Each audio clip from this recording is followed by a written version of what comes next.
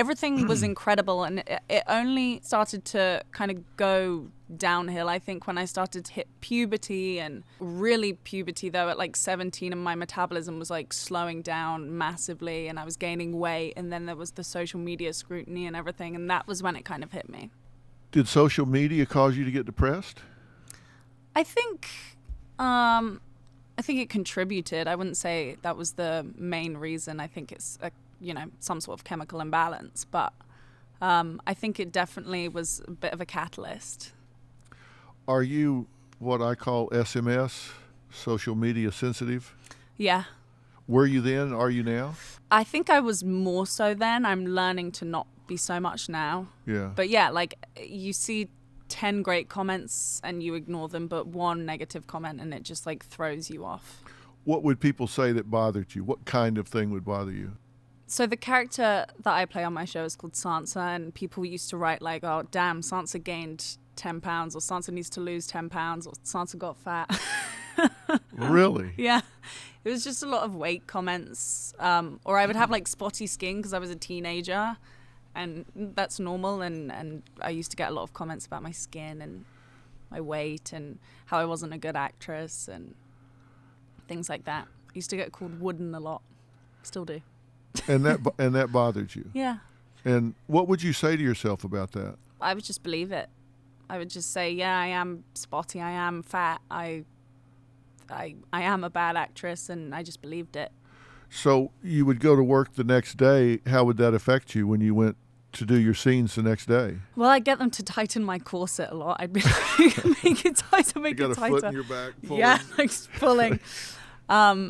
I just got very, very self-conscious. I would try out different things with my acting. I actually wasn't angry about the fact that people said I was wooden, because it kind of inspired me to try new methods of acting and things like that. So I wasn't that mad about that. But I would be concerned about angles. I'd be concerned about my face. I have a big nose, and everyone used to love to tell me that. And so I would be like, I don't know how to angle myself, and it would just affect me creatively.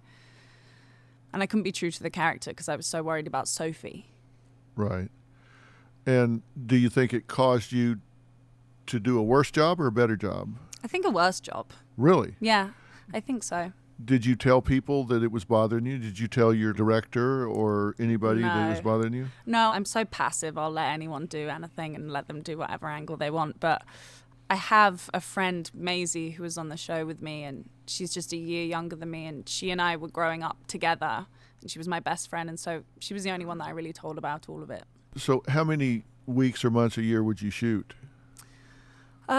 Months total, it would be like a 7-month shoot out of a year. Yeah. But there'd be breaks in between? Yeah. Yeah.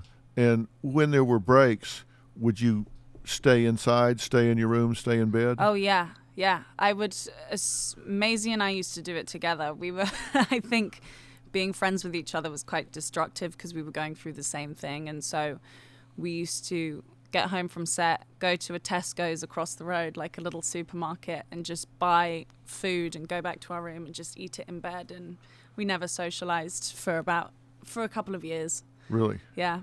We didn't socialize with anyone but ourselves. Yeah. And when you say depressed, how did that express for you? Just by being withdrawn? Yeah, withdrawn. I had no motivation to do anything or go out, or even with my best friends, I wouldn't want to see them. I wouldn't want to go out and eat with them. Would cry and cry and cry over just getting changed and having to put on clothes and be like, I can't do this. I can't go outside. I can't. Mm-hmm. I have nothing that I want to do. Yeah. And it never occurred to you that 99.9999999% of the girls in the world would love to be you?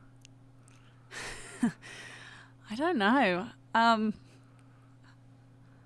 I don't know. I guess the grass is always greener on the other side. I think I was in like a really special position, and I count myself as very lucky for that, but I don't think I viewed myself as worthy of anything that I was doing. How did you explain all of your success? I mean, here you're on arguably the most successful series, or one of the two or three, maybe The Sopranos, maybe Friends, I don't know. Certainly on the short list of the most successful series in the history of television. Right. And you are a anchor role in that series. Yeah.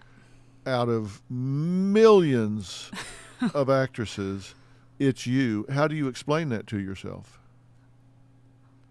Just blind shithouse lucky? I think I don't know. I think I got lucky because my audition was really bad for the show, so I have no idea why they cast me. Lucky, probably. I don't know. Yeah, and then it was also lucky that they kept that character in that role for 7 years. How do you explain that? Well, Because they kill everybody, they do kill everybody, it's true. but they didn't kill you. They didn't kill me, but I guess I was still alive in the book, so they had to. I don't know. I'm just making excuses. Well, I'm just wondering what your internal dialogue was. How did you explain that you were there?